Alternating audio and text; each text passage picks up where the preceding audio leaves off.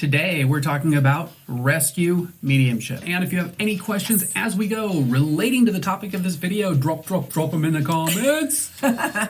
We do have an offer at the end to take your metaphysical business from basic to bodacious. But only if it works for you. Tag up. For all of our Zen Heads in Zen Head Academy, let us know that you're here with a hashtag Zen Head For Life. And if you're watching live, give us a hashtag live tribe. And if you're watching on the replay, hashtag replay fam. I'm Heather. And I'm David. From ZenRoseGarden.com. If you're new, consider subscribing. Click that bell, and you'll be good to go. You might be a rescue medium if you can hold on to your water. Wow, that seems like I need some Depends or something. So what are some essentials for the rescue medium? What is the temperament that you have to be a rescue medium? So for rescue and transition to be one of your main pillars, you may have certain tendencies, right? So you might have a sense naturally whether a spirit is stuck or not. Right. So a lot of mediums can sense spirit energy, but aren't really sure if it's,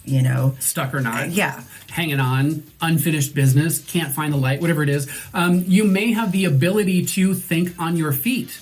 Right, so someone that has kind of a quick mind and a quick wit. This is a quick rescue mediumship quiz, by the way. Yeah, this is the quiz. So check the boxes if this Yes. is you.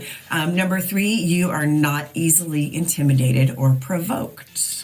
You are adaptable and curious. Right. Number 5. And curiouser. I'm going to give you these by numbers. We should be giving you the numbers. Yes. Number 5, you are not a drama queen. So, I'm so a drama queen. Yeah, but not in that sense. Right. So if you are a person that is prone to dramatics, like, oh no, the sticky's going to get me. If you're like, every time there's a little energy, you create this whole dramatic, theatrical, I need to win an Oscar around it. Because here's the thing. Probably, Casper is not a killer ghost. You're probably not very well suited to be a rescue medium. Right. So if you are dramatic, this is probably not for you. You will have a tendency to overlay a story. Over dramatize. You will over dramatize what you're picking up.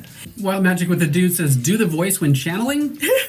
Oh, okay. I mean that in terms of the drama. Yes. Right, okay, yeah. I see what you're saying. Yes.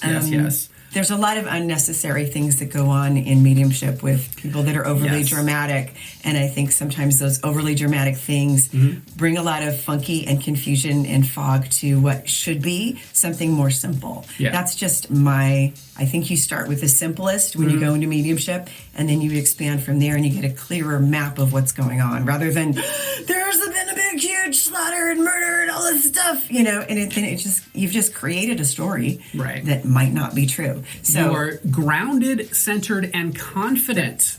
Okay? And number 7, he's not giving you numbers. Casper is my actual last name. That's awesome, Starseed. Great. Starseed Casper in the house. So you might be naturally ready to be in rescue mediumship if your name is Casper. I should add that to this list. So number 7, you have compassion and love regardless of what you find. Yes. Like if you find something that's super heavy, super funky, you still have compassion for that energy that you're feeling.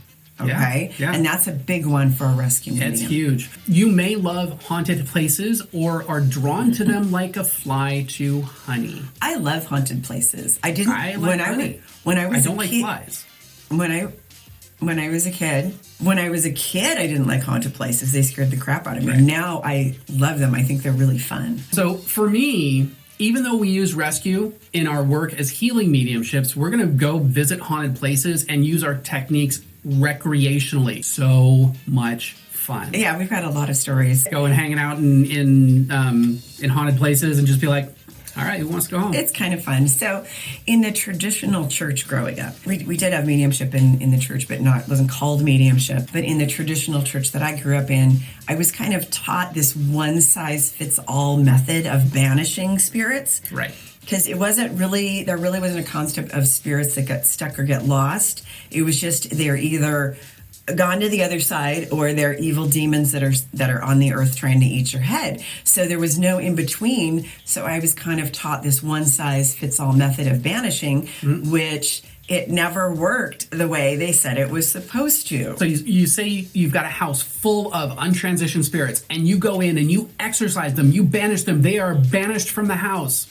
they're going to go out, they're going to get coffee, and they're going to come back later. Well, that's what I found, because my dad was good at vanishing, but it seemed like they always came back. So it was like, they're back. So it was for me as a child medium, it was very confusing and frustrating. It was just for me in the church that I grew up with, this number one, the problem was it was presupposed that all negative feeling spirits are evil demons, evil spirits. That are going to eat your head. Instead of maybe your neighbor Bob that died of a heart attack suddenly and was just really scared and lost and like, oops, found your house instead of the light. So Wild Magic says, I exercise my demons because they are fat. I do too. It's called cellulite. That is awesome. I'm on the treadmill every morning exercising those demons. Is Latin hips. You got to keep that shit on the treadmill. I'm just telling you. Yeah, Lord says Zen Head for Life. Absolutely. It is so awesome seeing all of our Zen Heads show up here.